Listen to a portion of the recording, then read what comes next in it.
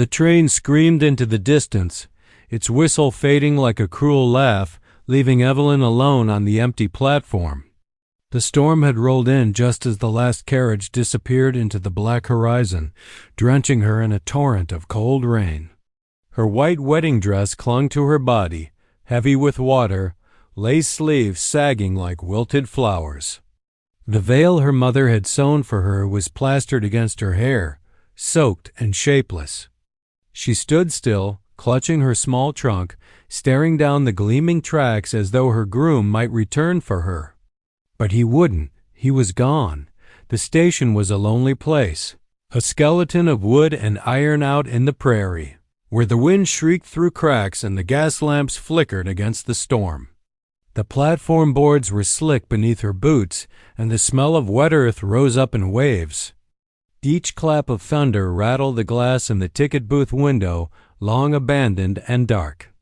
The rain poured off the roof in streams, soaking everything in sight, leaving Evelyn in the middle of a scene that felt too cruel to be real. She tried to tell herself it was a mistake, that her husband-to-be had been delayed, that the storm had ruined his plans. But her heart knew better. She had seen it in his eyes the moment she stepped off the train. Hesitation, impatience, something sharp and ugly hiding behind his polite smile. He had taken her hand lightly, as though touching her burned him, then whispered he had one more matter to attend to before they left together. She had waited, standing in her wedding dress with a smile painted on her lips, while the minutes turned into an hour, and the train rolled out without him. Evelyn shuddered as another gust of wind tore through the station, rattling the rusty sign that swung above her head. Welcome to Grayshallow. It was supposed to be her new home, the place where her life would finally begin. Her father had sold the family's last herd of cattle to fund her dowry, telling her this marriage was the only way to rescue them from ruin. Evelyn had agreed without protest, because what choice did she have? At 30 years old, she was considered too old to marry in her small town. She was a late bride, whispered about at church and pitied in the market. Now, even after surrendering her pride, even after agreeing to wed a man she had never loved, she had been left discarded in the rain like yesterday's news. Her teeth began to chatter. She drew her shawl around her shoulders, but it was soaked through, offering no warmth. Her small trunk sat at her feet, its leather cracked and damp. Inside lay her life in scraps: a Bible, a folded quilt, 2 faded photographs, and a dress she had worn since girlhood. Nothing of value. Nothing that could buy her a roof or a meal. For the first time that night, fear spread through her chest.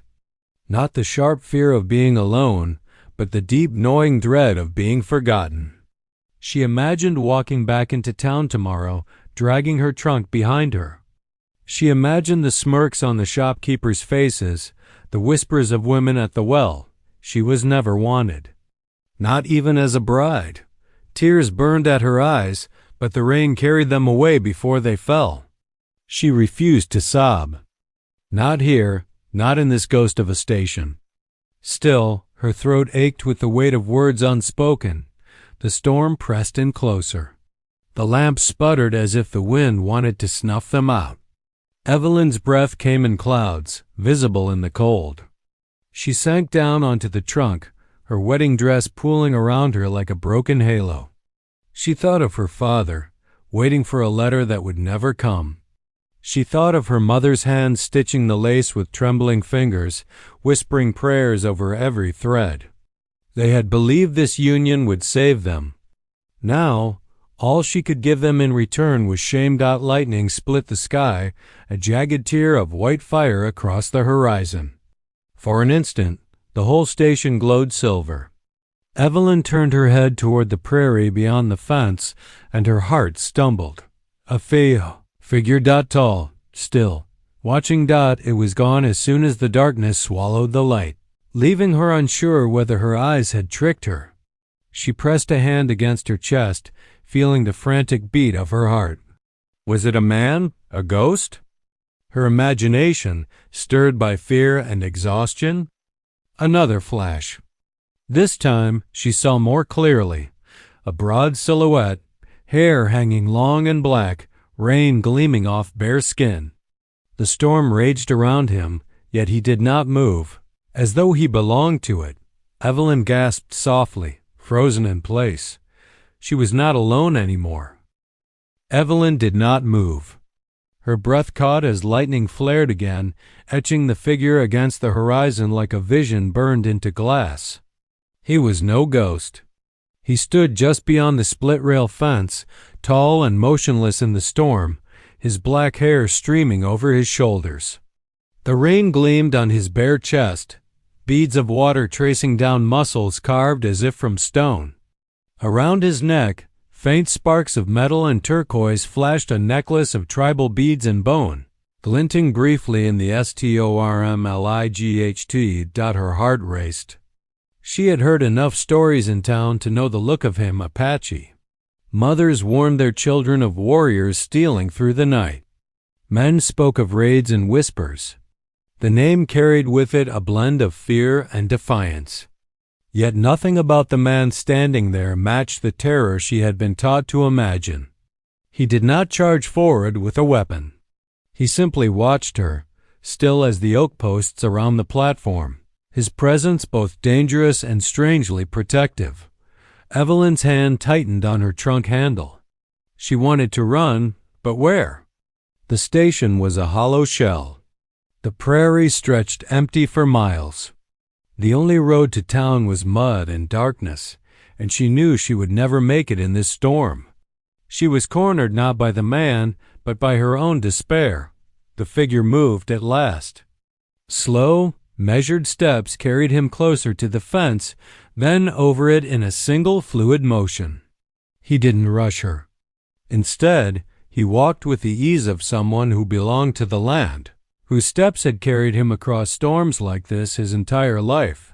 Lightning revealed more of him now, the sharp line of his cheekbones, the scars on his forearm, the solemn fire in his eyes. When he finally spoke, his voice startled her more than his silence. Deep and steady, it carried through the storm as though the rain parted for it. "You came from heaven." Evelyn's lips parted, but no words came. She had expected threats, commands, maybe even mockery. But his tone held none of those things. It was wonder, awe. She swallowed, clutching the shawl tighter around her shoulders. Her voice broke, and she tried again. "I'm no angel. Just a woman left behind." The man tilted his head, studying her as if her words did not change what his eyes saw. He pressed a hand flat against his chest. "Kael," he said simply. The name hung in the air between them, as if it carried more weight than a dozen sentences. Evelyn's pulse skipped. She had never heard an Apache name spoken with such quiet strength.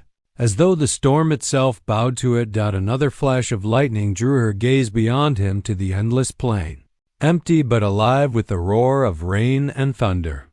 Fear prickled down her spine. Alone, she might not survive this night. And yet, standing before her was a man every voice in her town had called enemy. What choice did she have but to trust him or at least not run from him? Kael stepped closer, his movements careful, as though approaching a wounded creature. His eyes never left hers. He stopped just short of the platform, the rain dripping from his hair and running in rivulets down his skin. He lifted one hand, not reaching for her, but extending his palm upward, open, a gesture that seemed to ask nothing but trust. "You are cold," he said. Evelyn's lips trembled. She wanted to deny it, to prove she was strong, but her soaked dress clung to her like ice and her body shook violently. "Yes," she whispered. Kael nodded once, then turned slightly, glancing toward the far end of the station where an old, crumbling freight house leaned against the tracks. "Fire," he said, his English clipped but clear. "There." She hesitated, glancing between him and the building. Following him meant stepping deeper into the unknown. But staying here meant the storm would take her long before daylight. Finally, Evelyn rose from her trunk, her legs weak beneath her. Kael stepped back, giving her space to descend from the platform. She clutched her skirts and moved slowly, the mud sucking at her boots. As she neared him, the lightning gave her a final, searing look at his face. His expression was not hungry or cruel, but solemn, as though he truly believed what he had said, that she had fallen from heaven into his world. For the first time since the train left her, Evelyn's fear shifted into something else, an aching, bewildering sense of being seen. Together, they walked into the storm. The freight house crouched at the edge of the station like a forgotten relic, its windows boarded, roof sagging under the weight of rain. Evelyn hesitated at the threshold, clutching her shawl as water dripped from her hair and veil. Inside it was dark, but at least it offered walls against the storm. Kael moved ahead of her, his footsteps light despite his size. He crouched near a heap of damp wood stacked in a corner, flint and steel appearing from a pouch at his belt. Sparks hissed, then caught. Within moments, flames licked upward, warm light spilling across the cracked walls and broken crates. Evelyn sank down near the fire, her soaked dress steaming in the heat. She tried to draw her shawl tighter, but it was still drenched.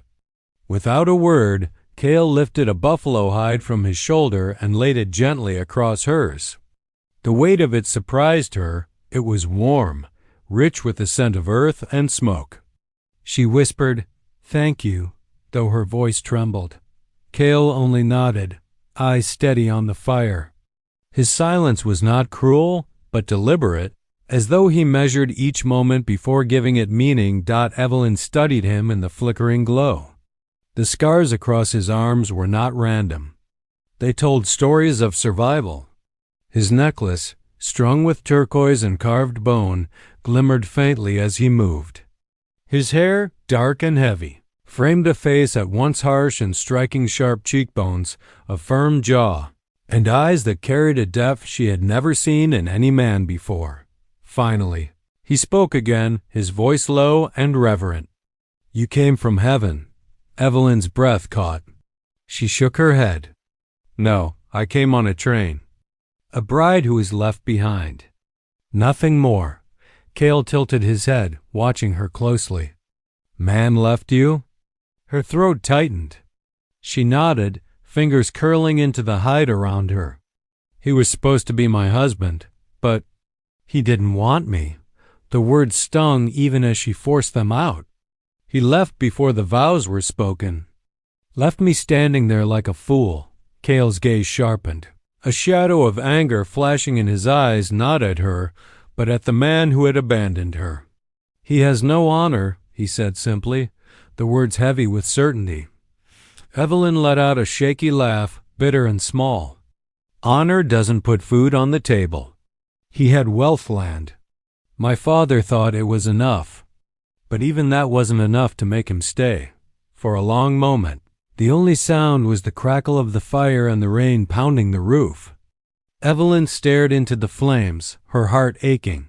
She had not expected kindness from this man, this so-called enemy. And yet his presence, steady and unyielding, soothed the jagged edges of her fear. Kael shifted closer, not invading her space but letting the firelight reveal more of his face. "I am Kael," he said again, pressing his hand to his chest. She hesitated before whispering, "Evelyn." Her name sounded strange in her own mouth, as though she were introducing someone she barely recognized. She was not the Evelyn who had stepped off the train hours earlier, full of hope for a new beginning. She was a woman stripped of her place, her promise, her future. Kael repeated her name softly, his accent shaping it into something almost lyrical. Then he said, "Evelyn." "Strong." She blinked, startled. "Strong?" She nearly laughed. "I'm sitting here in a ruined wedding dress, shivering, abandoned. I don't feel strong." His gaze did not waver.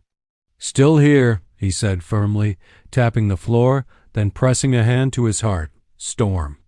Did not take you, man. Did not break you." Evelyn's chest ached at his words, so simple yet piercing. No one in her life had ever looked at her and seen strength. They had seen duty, obedience, silence. And yet Kael, who had known her for less than an hour, saw something more. Her eyes welled, but this time she did not hide them. The firelight blurred through her tears, softening the rough walls into something almost sacred. "Why? Why do you say I came from heaven?" she whispered. Kael's expression softened, the stern lines of his face easing. "I prayed," he said, voice low, "to sky, to spirits. Asked for sign I am not forgotten." Then his eyes searched hers. "You." Evelyn's breath hitched, her heart pounding as the weight of his words settled on her. She had thought herself abandoned by God, by family, by the man who was supposed to claim her. Yet here was a stranger, a man her world had taught her to fear, speaking to her as if she were an answer to prayer. For the first time since the train left, the loneliness that had consumed her began to crack. And in its place, something unfamiliar stirred, fragile, impossible, but alive. The storm outside roared like a living thing, rattling the warped boards of the freight house. Rain hammered the roof so hard it sounded like 1,000 hooves galloping above them. But inside, the fire glowed steady, throwing golden light across Evelyn's pale face and the sharp planes of Kael's features. She pulled the buffalo hide tighter around her shoulders. Its warmth seeped into her bones, chasing away the ache of cold that had gnawed at her since the train left. For the first time in hours, she felt her teeth stop chattering. She breathed out slowly, realizing how close she had come to breaking. Kael sat across the fire, cross-legged, his posture calm and deliberate. His eyes followed the flames as though they were alive, telling him stories only he could hear. Evelyn found herself watching him when she thought he wouldn't notice. The way the firelight played across the ridges of muscle on his chest, the scars that spoke of battle survived, the quiet dignity in his stillness. He was unlike any man she had ever known. "I don't understand you," she whispered, the words slipping out before she could stop them. Kael looked at her, his dark eyes steady. "Understand?" She hesitated, fumbling for words. "Why you? Help me. Why you gave me your hide. Why you didn't leave me out there in the rain." Kael's gaze did not waver. He tapped his chest. "Kael is man. Man does not leave woman to die." Evelyn blinked, stunned by the simplicity of it. In her world, men left women behind all the time, her father trading her future for debt, her groom abandoning her without a second thought. Yet here was a man she had been told to fear, declaring it unthinkable to leave her to suffer. She felt her throat tighten. "You're not what they say," she murmured. Kael tilted his head. "What do they say?" Evelyn swallowed. "That you're dangerous. That your people raid towns, take what isn't theirs. That we should be afraid." The fire cracked, sending sparks up the chimney hole. Kael's jaw tightened, but his voice remained calm. "Fear is easy. Truth is harder." He leaned forward slightly, the flames painting his face in copper and shadow. "My people had land. Rivers, mountains, sky. Soldiers came. Took land. Took children. Took lives. We fought. They called us raiders." Evelyn's breath caught. His words were simple, but each carried the weight of centuries. She thought of the scars on his arms, the hardness in his eyes, the way he carried himself as if always ready for battle. She realized then Kael had not chosen this life of war. It had been forced on him. "I'm sorry," she whispered, the words trembling on her lips. Kael's gaze softened just slightly. "Not you." Silence settled between them again, but it was no longer the silence of strangers. It was the quiet of two people sitting close to a fire, sharing space, sharing breath. Evelyn drew the buffalo hide closer around her. She felt the exhaustion of the day pressing down, her eyelids heavy. But she did not want to sleep. Sleep meant waking to the same ache of abandonment, the same emptiness. Instead, she forced herself to keep talking, to keep him near. "My name is Evelyn," she said softly. "But my mother used to call me Eve. She said it meant life." Kael repeated the name carefully, his voice shaping it into something new, almost melodic. Eve, his lips curved, not into a smile exactly, but into something warmer than his usual solemn mask. "Life. Good name." Her chest tightened. No one had spoken her name like that in years, gently, as though it mattered. She tucked her wet hair behind her ear, suddenly self-conscious under his gaze. Thunder cracked outside, shaking the walls, but inside, the fire burned bright. Evelyn realized she no longer felt as fragile as when she had stepped off the train. Something in Kael's presence, his steadiness, his unflinching eyes, was holding her together. For the first time that night, she let herself lean back against the wall, the warmth of the fire lulling her. Her heart still ached, but not with despair. It was something new, something dangerous. Hope. Kael remained upright, watchful, the firelight dancing in his eyes. As she drifted toward sleep, Evelyn's last thought was that maybe, just maybe, being left behind had led her exactly where she was meant to be. The storm outside had eased to a steady drumbeat, but inside the freight house, the fire crackled like a living companion. Evelyn drew the buffalo hide closer, watching as steam lifted from her wedding dress, the fabric slowly losing its icy grip on her skin. The heat, the scent of smoke, and the rhythmic sound of rain worked together to calm the wild pounding of her heart. Kael sat across from her, silent but not distant. His eyes reflected the flames, sharp yet strangely soft, like a predator at rest. He had not pressed her with questions, but Evelyn felt the weight of his presence urging her to speak, to fill the emptiness between them. She cleared her throat, voice trembling. "My father sold our last cattle for my dowry. He said it was the only way to save us from losing the farm. The man he chose for me—" Her eyes dropped to the floorboards, shadowed and cracked. "He promised me security. A house, a family. My father said I should be grateful."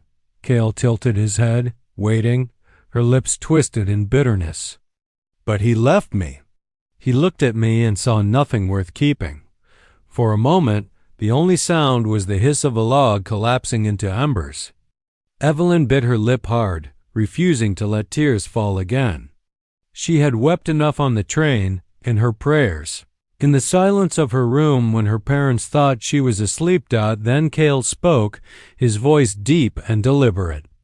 "Not nothing. He is weak. Weak man leaves. Strong man stays." His words landed in her chest like a stone tossed into still water, sending ripples through everything she thought she knew. Weak, that word had never been used to describe the man who had discarded her. Townsfolk called him wealthy, respectable, even lucky. Yet Kael, with his steady eyes and scarred arms, stripped all that away with a single word. She lifted her gaze to him, noticing how his jaw tightened when he spoke, how the shadows caught in the hollows of his scars. "And you?" she asked quietly. "Have you ever been left behind?" Kael's silence stretched, but not because he was unwilling. It was the silence of a man deciding how much of himself to share. Finally, he touched the beads at his necklace, each one worn smooth with years of wear. "Brother," he said, voice low. "We hunted together, fought together.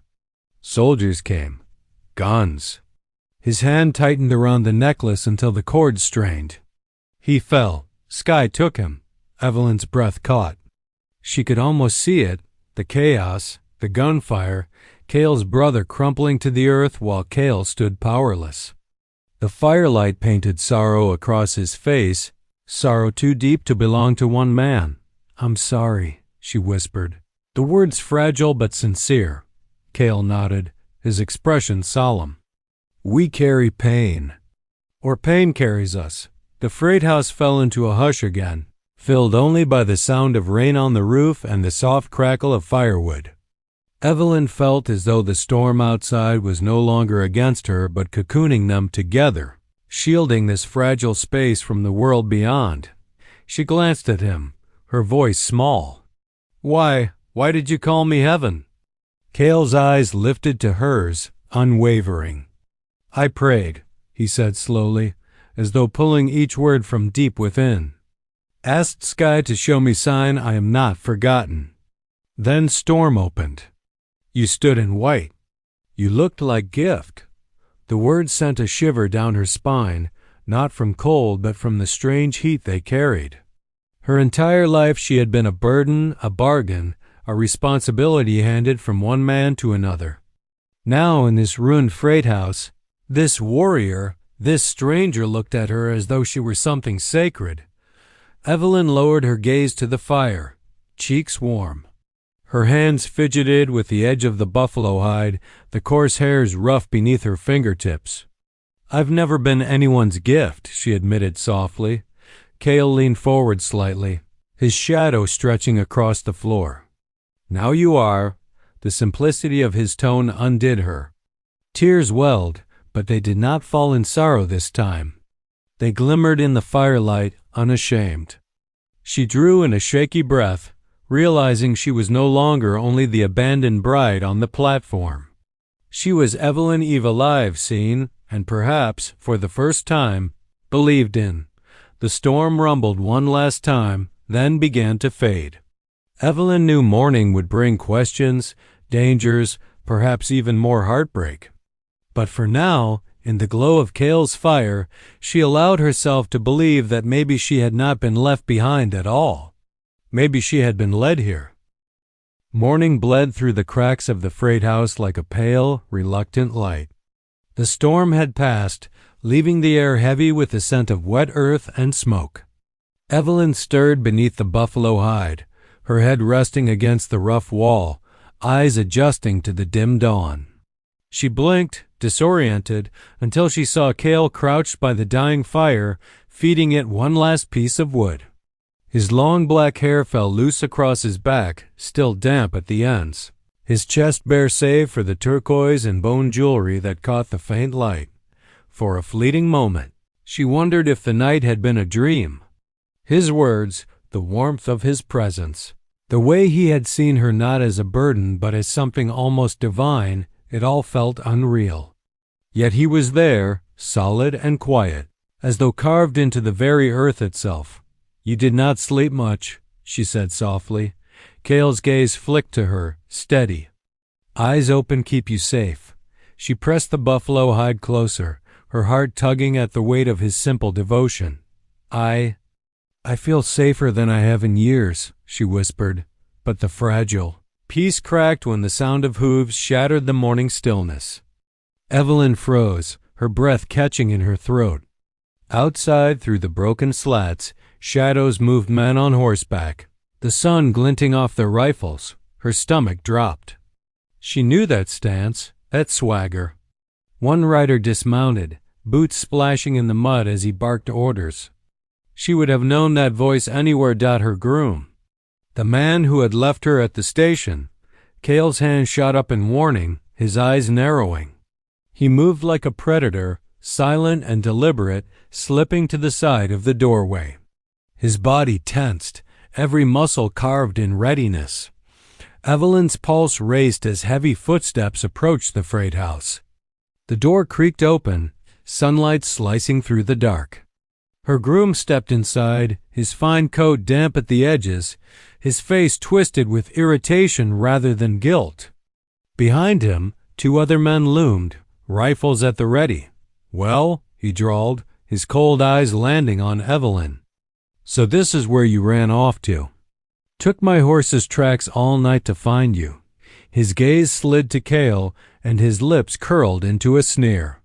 "Figures. A savage. That's what you've taken up with?" Evelyn's heart thudded painfully. She wanted to speak, to shout, but her voice stuck. Kael straightened slowly, stepping into the light. His towering frame seemed to fill the room. His long black hair fell across his shoulders, his bare chest marked with scars that spoke of survival, not weakness.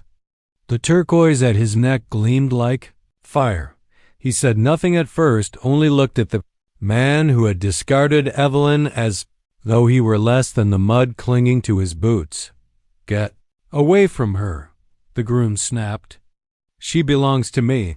Something broke inside Evelyn then. The night's firelight, Kael's words, the way he had called her a gift, all of it surged into her veins like courage. She stood, the buffalo hide sliding from her shoulders. Her voice rang clear. "No," she said firmly, surprising even herself. "I don't belong to you. You left me." Her groom's face darkened, his pride pricked like a thorn. "You ungrateful." He raised a hand, but before the blow could fall, Kael moved. It happened in a blur. Kael's hand shot out, gripping the man's wrist mid-swing. His muscles coiled with raw strength, veins standing beneath his bronze skin. The groom tried to yank free, but Kael's grip was iron. His eyes burned like coals as he growled, "Weak man hits woman." The silence that followed was suffocating. The two armed men shifted uneasily, caught between loyalty to their master and the undeniable presence of the Apache warrior before them. Kael released the wrist with a shove that sent the groom stumbling back. He positioned himself between Evelyn and the intruders, his stance low and unyielding, ready to fight if need be. Evelyn's heart soared with fear and awe. The man who had abandoned her looked smaller now, his arrogance shrinking against Kael's quiet, immovable strength. "This isn't over," the groom spat, backing toward the door. "You'll regret siding with him, Evelyn." But Evelyn's chin lifted, steady at last. "The only thing I regret," she said coldly, "is ever thinking you could be a man worth trusting." The words hung heavy in the damp morning air. Her groom glared one last time before retreating to his horse, his men trailing after him. The sound of hooves faded into the distance, leaving behind only the echo of Evelyn's defiance and the steady thrum of Kael's presence beside her. She turned to him, trembling. You protected me." Kael's gaze softened, though his body remained tense. "You protect yourself.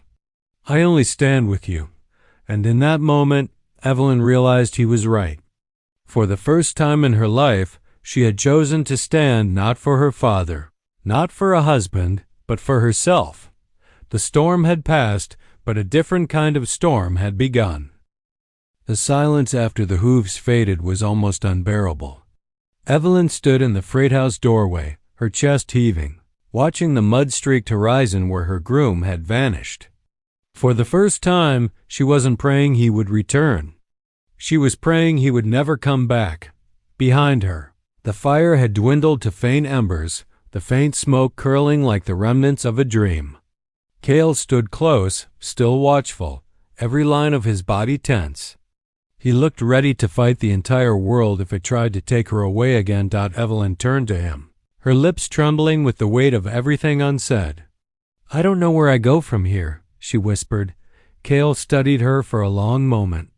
His long black hair fell forward, brushing against the turquoise and bone at his chest. His voice, when it came, was low but certain. "You go where heart tells you. Not father. Not man who leaves. You."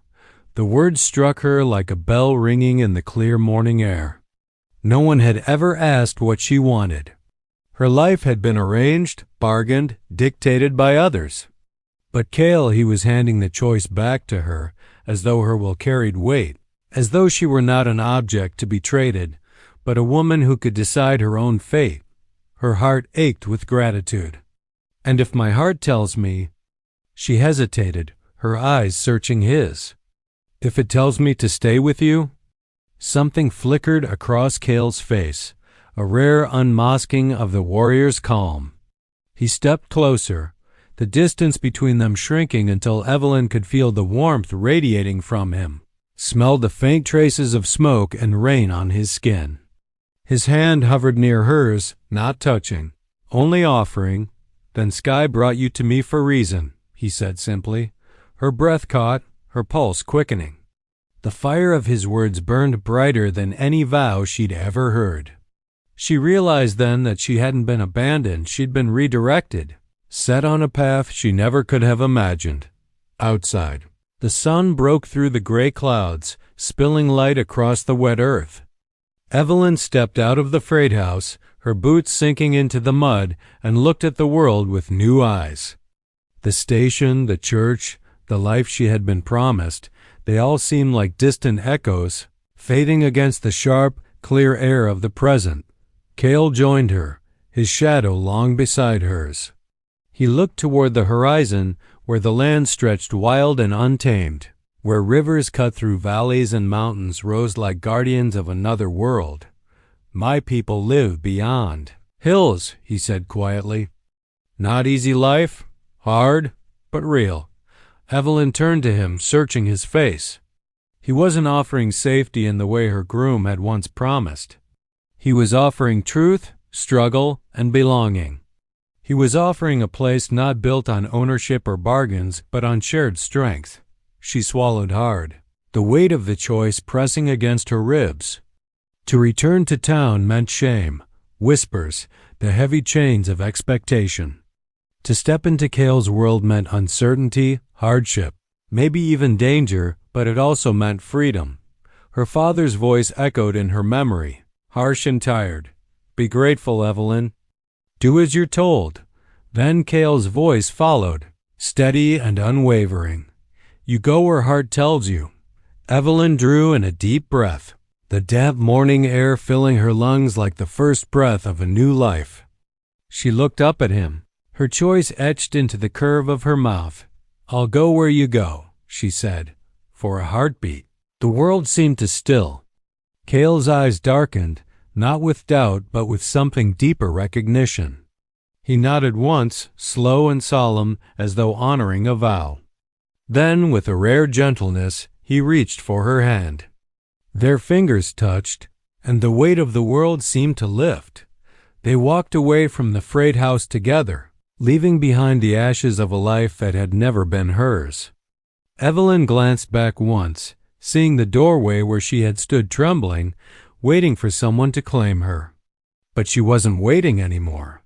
She was moving forward, hand in hand with a man who had seen her not as property, not as abandoned, but as a gift.